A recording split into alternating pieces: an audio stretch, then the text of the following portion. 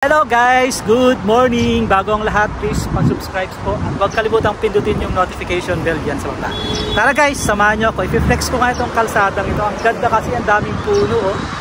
I-flex ko nga ito guys.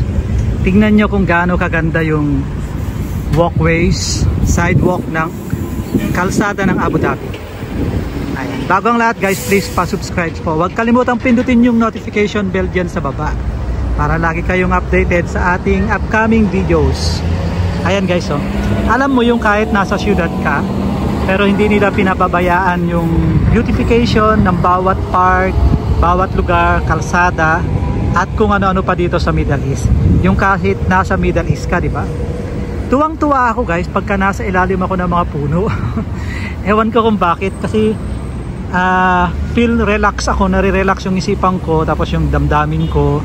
Alam mo yun, parang connected ka sa nature, connected ka sa kalikasan. Ganun yung feeling ko guys. Tapos parang yung peace of mind ko. So iba talaga yung ano, no? Iba talaga yung dulot ng nature. Ewan ko sa mga ibang tao dyan, kung nature lover ka, talagang ma-appreciate mo yung dulot ng kalikasan sa iyong pagkatao, sa iyong buhay. Ayan. So huwag niyong sabihin guys na mayaman ang Abu Dhabi kaya nagagawa nilang pagandahin ang kanilang bansa, ang kanilang syudad. Nagagawa nilang magtanim ng mga puno kahit nasa disyerto. Hindi guys, para sa akin mahirap na bansa o mayaman na bansa, pwede nating pagandahin ang ating ang isang lugar. Guys, 'di ba sa Manila, alam niyo ba sa Manila, 'di ba kakaunti ang park? Dito guys, halos saan sulok ng Abu Dhabi, napakaraming park. Although nag-i-invest talaga sila sa mga halaman, sa mga puno, dinidiligan talaga nila yan, tapos inaayos, meron talagang nagme-maintenance, may mga gardeners, garden maintenance, at kung ano-ano pa dyan. Hindi yan nakukuha sa ano, diba, sa yaman ng isang bansa. Kailangan nating maging connected sa kalikasan, lalo na sa mga panahong ito. Iba-iba na yung panahon. Kailangan nating magtanim ng puno, magtanim ng mga halaman, lalo na sa kalinisan ng ating hangin, at higit sa lahat pagdating ng mga kalamidad, di ba? Nagbibigay din guys ang mga puno ng protection sa atin. Tingnan nyo nga, pag tuwing binabagyo tayo sa Pilipinas, di ba? Halos wala na kasing puno dun kahit nasa probinsya ka na.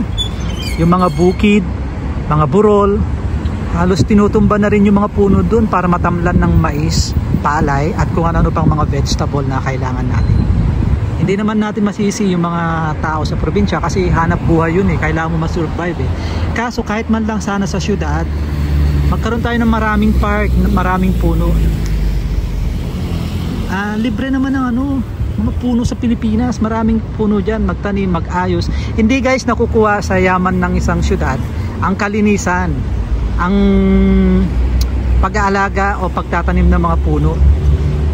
Mahirap man na syudad, mayaman na syudad, kayang-kaya natin pangalagaan, pagandahin ang ating syudad sa pamamagitan ng mga puno, pagtatanim ng puno, halaman, kaayusan at kalinisan. Tingnan nyo rito yung sidewalk with ano pa yan, rubberized, kasi pwedeng magbisikleta rito.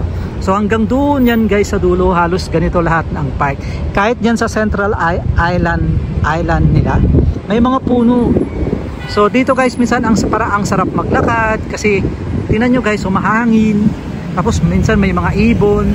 Minsan hindi mo naririnig kasi nga nasa kalsada ka. Ayan. So nag-sermon tuloy ako.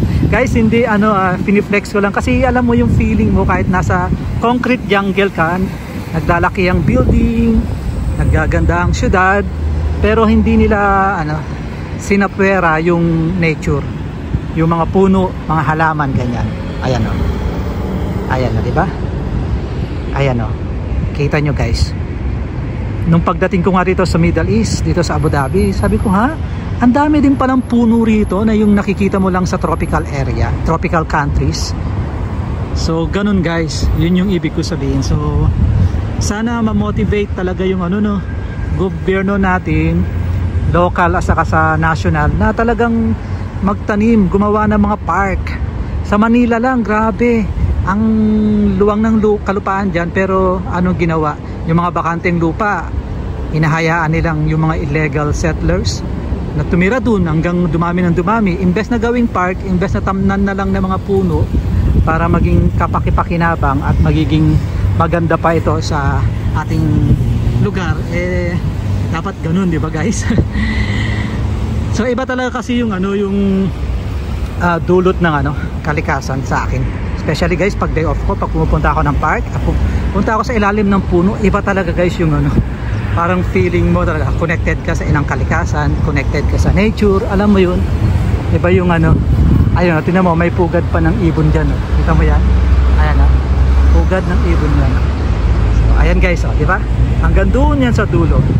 So nandito tayo sa pala guys, Abu Dhabi, sa Najda Street. Hindi ko alam kung anong bagong pangalan nito. So okay guys, maraming salamat sa pagsama nyo sa akin. Okay, ingat po kayo lagi. Have a good day ahead and God bless.